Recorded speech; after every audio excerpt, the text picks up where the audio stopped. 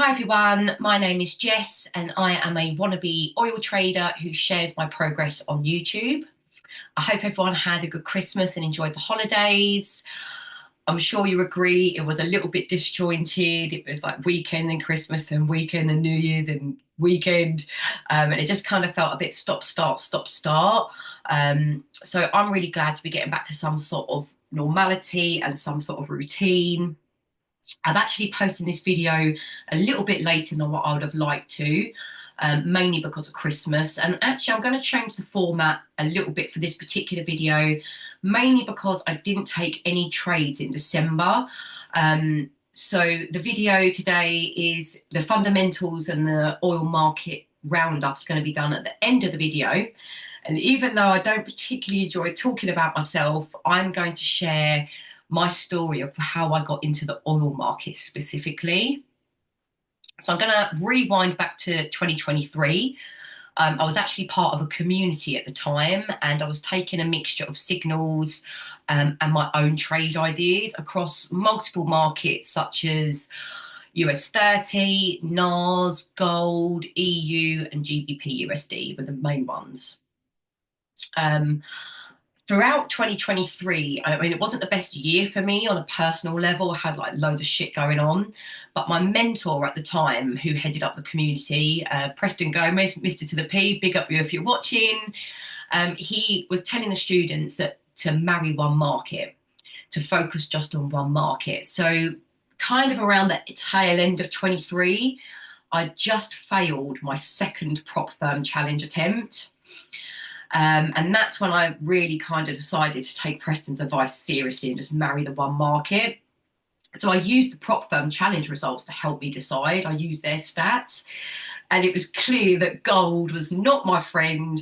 It lost me the challenge like slowly over weeks, or my lack of trading it did.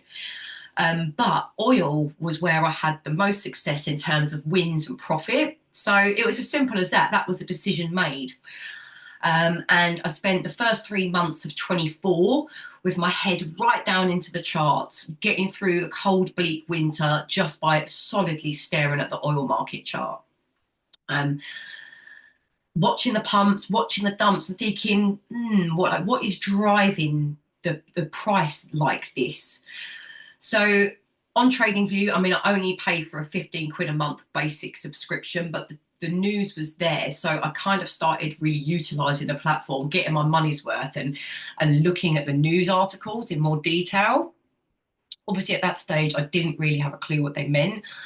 And I found myself focusing on the inventory news every week, which is the only oil related news drop specifically that they have on Forex Factory every week.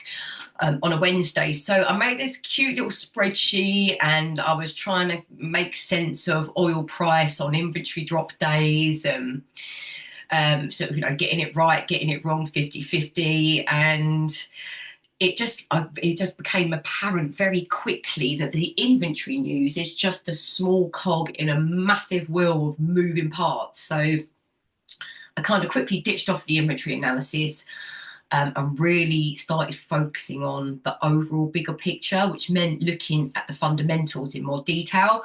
So that's when I started to record them in a way which meant something to me. Is this news factor, is it supply, is it demand, is it bullish a price or is it bearish a price? Started writing it down. And this is where things started to really kind of pick up a bit of pace at me in terms of becoming fully independent. Preston, who I mentioned before, had taught me how to chart. And the fact I was just working on the one chart solely, I became a lot better at understanding charting. And also because of my sort of newfound love and knowledge of fundamentals, it was really then that I become a fully independent trader. And I totally appreciate that people who watch my YouTube videos can't see the trades that I'm taking. But if you're friends with me on Instagram, I actually documented sort of how I become fully independent by posting stories of my sentiment gauging, like where I thought sentiment was going to, where I thought news was going to take it, my charting and the different entries I wanted to take if price came back up to that level. then the actual trade itself, and then the outcome. It was like the full cycle, the full story of from concept to outcome using fundamentals charts.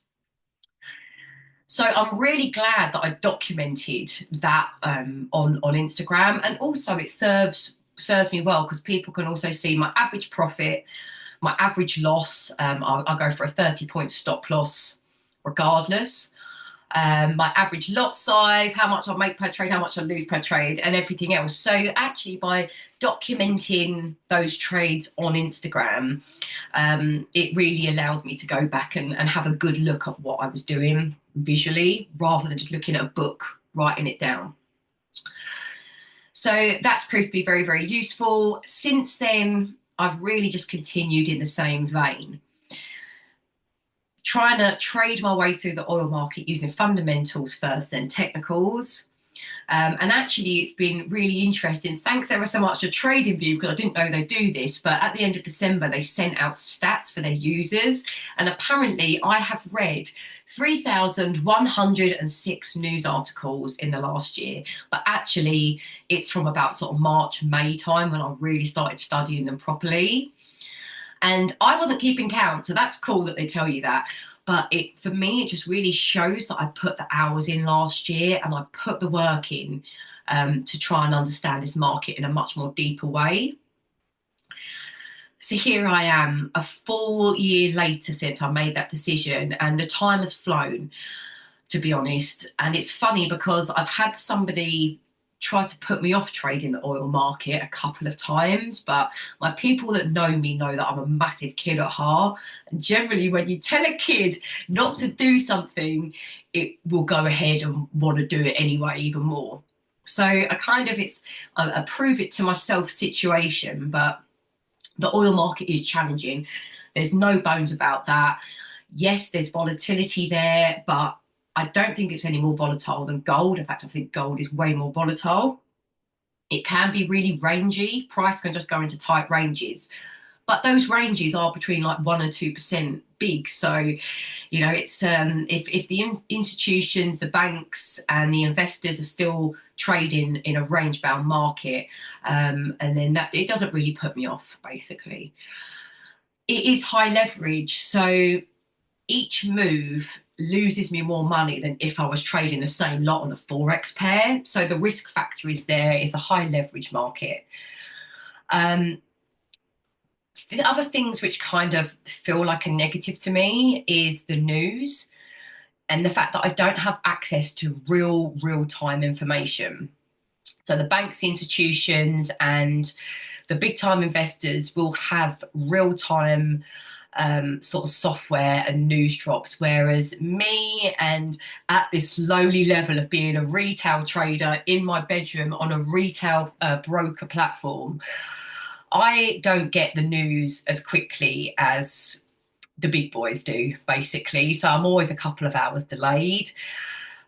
You can get real-time information if you pay a lot of money for it.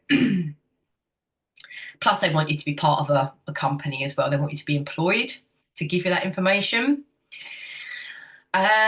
I don't have any kind of degree. I didn't go to business school, and actually learning fundamentals about any kind of guidance in a complete self-taught fashion can be really challenging. As I said in my Insta stories or my Christmas wish list, I really wish I was friends with a oil professional. So a senior analyst, a senior broker working for a top brokerage firm. Oh, I'd love to have one of them as a mate, someone that I could invite around for dinner, take them to the pub, go into the office, say hi to all their colleagues, phone them up with a few little cheeky questions. Like that would be like really, really helpful to me as an oil trader learning fundamentals, is just to have that professional guidance, because a lot of the time I've got a question and I just can't find the answer to it. So there is disadvantages from an emotional perspective as well. Marrying one market, because you are just so focused on the one market, you start overthinking it. So that is a downside of marrying one market.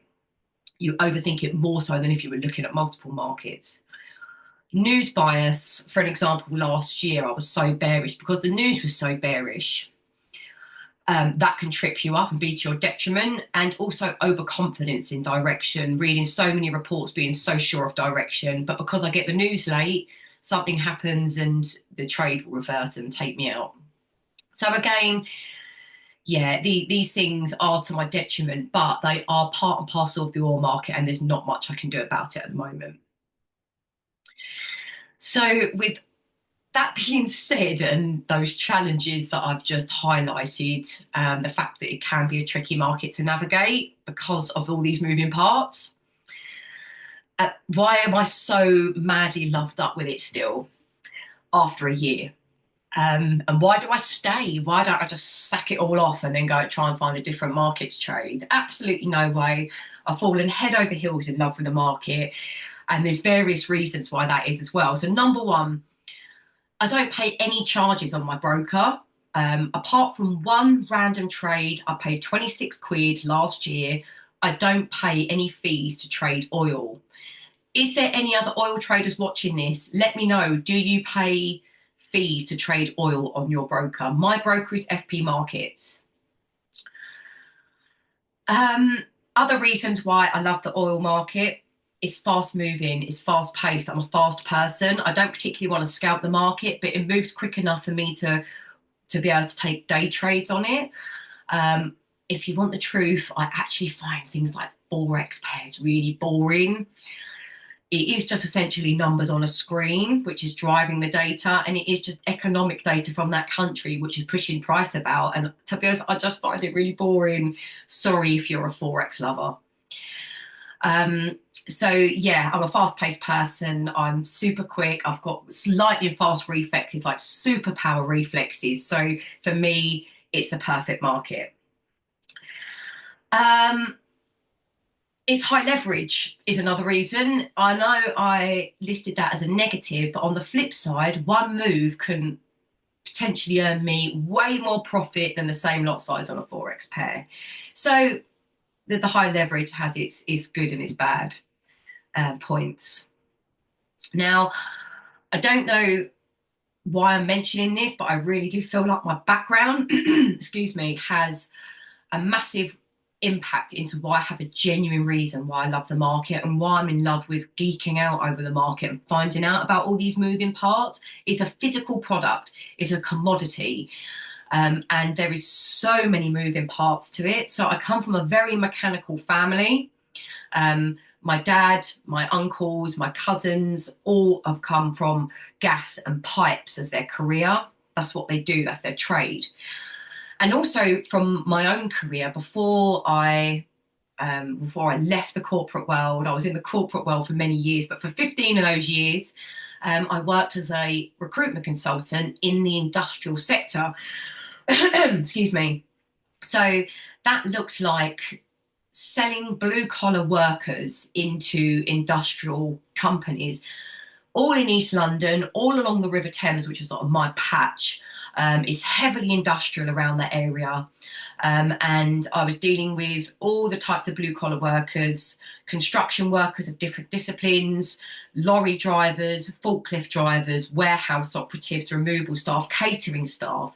And I used to go on to site at places like Ford, like Tate and Lyle, like Greggs, for all my English sausage roll loving crew, and many other companies. To try and either win business or to do like site inductions for my staff.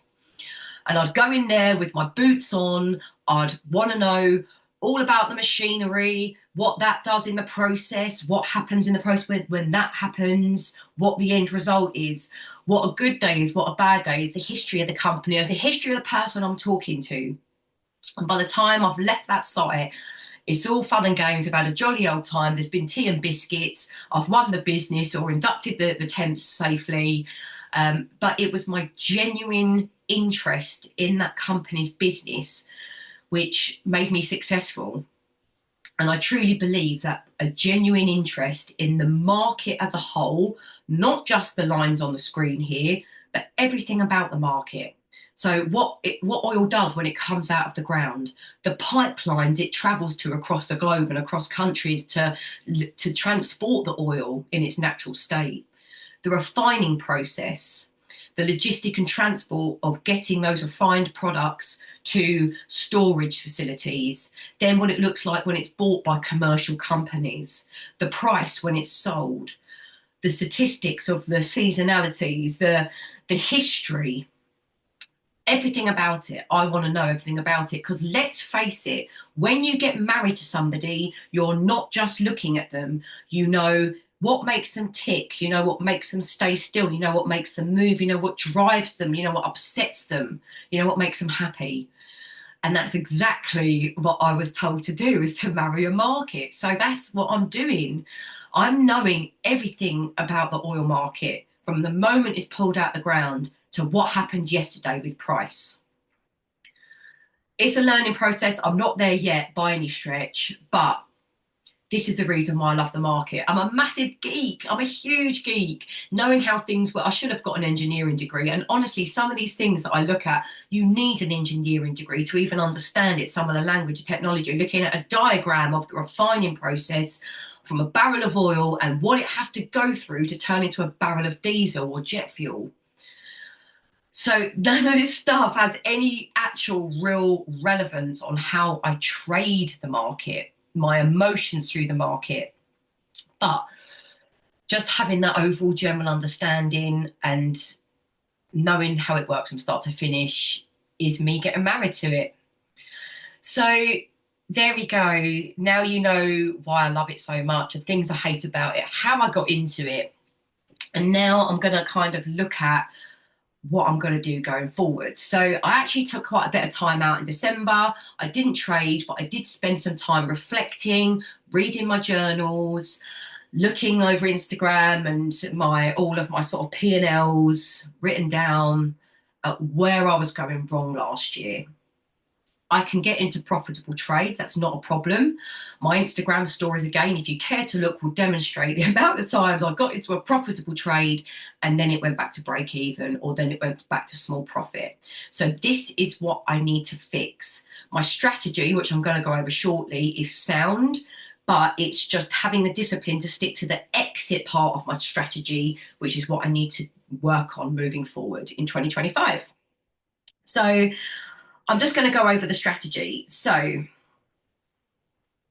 want to take between 1 and 2 ideas a week, by the way. That works for me as for my working life and how much time I can put into the market, and also the fact I want to be a day trader in the market.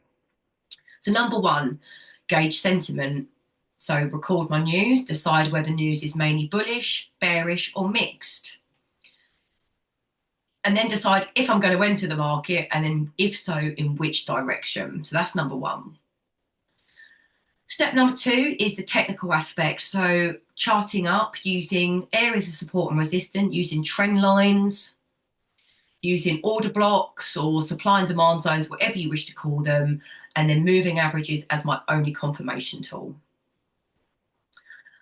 Step number 3, and this is the most important one, and that's really the management of the trade. So I want to take 1% risk of my capital across 3 positions. Those 3 positions will obviously be spread out in terms of the lot size, but one will be set to take profit at TP1, one at TP2, and one should be left as a runner. Once it goes into profit, it will be set at break even or in a small profit, and that will satisfy my need to have a runner while having the backup and the security of hitting TP1 and TP2.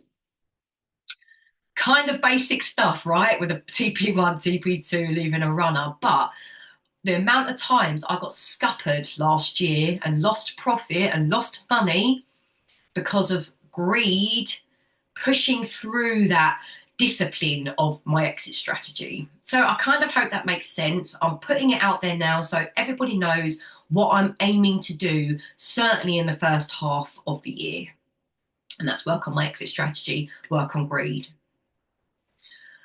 Okay, so that's going forward. I feel like I'm having a real good catch up this time, so that's cool. Now I'm going to have a look at the fundamental chart for December. As I said, I didn't take any trades in December. However, I am part of a really cool community called Board Caffeinated. It's headed up by my friend Adam, who's fantastic, a great technical trader. And on this weekend here, the second weekend in December, I called out an idea to the community for a buy. My technical reasons is that we were currently retesting a higher time frame support area. And fundamentally, there was a Chinese news drop, which was positive for oil price. And also Russia-Ukraine was kicking off big time over the weekend, again, which I knew would lift price up. So I called the buyout to the group. And did I take that trade myself? No. Why didn't I? Because I'm a dickhead. That's why. So we'll just kind of move on from that. But yeah, I didn't take any trades in December. Okay, let's go through the fundamentals. I'm just going to really quickly glance over this one this month. So the overriding bearish news factors which pushed price down or capped gains in December were the strong dollar hitting a 2-year high. That definitely kept oil price in check. We've got profit taking and the bank sell-offs, which I'm going to touch on in a moment. And then we've got the Chinese economy and demand concerns, global demand concerns, which have been an overriding downward pressure on oil price for months on end. And it's something that I've covered in my previous videos. So let's have a look at the profit taken and bank sell-offs. In week one, even though it was predominantly a bullish week, on Wednesday, price dropped and Reuters stated that a single bank, didn't give any names, sold a large volume, pushing prices down. That's literally all the information they gave you. So it really does sort of demonstrate the power of the banks and how even in a bullish week for news, one single transaction from one single bank can push price back down again. Additionally, in this week, we had the US job openings report. There was more job openings, which means the labour market is weaker and therefore price went down. That's negative for oil price. Moving on to week three, let's have a look at the profit taking. So at the start of week three, the news actually started out quite mixed for that third week, and quite rightly so. All of the traders and investors who rightly took their buys in week two then took their profits at the start of week three, as news started to look a bit more sketchy and obviously closing down in time for Christmas. I'm sure they had a lovely Christmas. Good for them. So I just wanted to really highlight the power of the banks and the institutions by mentioning that factor. Now we're going to flip down onto the bullish side and have a look at everything that supported price throughout December or lifted price up. Firstly, it's the OPEC delays. I've mentioned them in previous videos, and the latest update on OPEC is that they're delaying their additional production, 200,000 barrels a day, until April. So I think they're going to go pretty quiet now on the OPEC news front. However, you've now got the US-led sanctions on productions against Russia and Iran. That means less oil coming out the ground, price goes up. The US inventory was down for 4 weeks out of the 4 weeks out of the 5 weeks in December. And the Middle East plus Russia and Ukraine, you've got war sort of raging in two different regions, which supported price throughout the whole of the month. So that's what the month looked like. We started the month on 68.26. We finished the month on 71.52, which is an overall increase of $3.26 or 3.26%. My prediction, I said a bearish wedge between 72.67. Actually, we had bullish action between 67 and 72. So I've got the numbers okay, nearly right, but the wrong direction completely. But that's cool. It was my first Christmas. I really enjoyed having the time off away from trading, but now I'm fully ready to get stuck back in to January and take some trades. How do I feel that January is going to go? What is it going to look like based on the fundamentals I'm seeing today and where price is today? So demand concerns and war are the sort of tug of war fundamentals which are ongoing here. You've got the new sanctions on Russia and Iran, but something I haven't mentioned is that the US drilled a record amount of oil in the last couple of months, every day of last year. So even though at the moment US demand is high and they're kind of using the extra amount that they're putting out of the ground, at the same time, all it will take is for US demand to drop slightly, and then there's going to be a surplus coming from America, and that will plug the gap, which is created by the sanctions on Russia and Iran. So I'm just really going to have to wait until the Trump administration starts in a couple of weeks, because that's when I really feel that we're going to start seeing some impact from Trump, depending on what his policies are and what he confirms he's going to do to the oil market. So, with that being said, that's where we're up to. I just wanted to take this opportunity to say thank you to anyone who has watched my videos previously. I really appreciate your support, even if it is just a view. I'm going to go away and get cracking with January, go and take some trades. So the video that I bring in February will hopefully demonstrate some great trades and certainly go back to its usual format. Thanks ever so much again. I wish you a fabulous January. Crack on, go after it, and I'll see you next month. Peace out.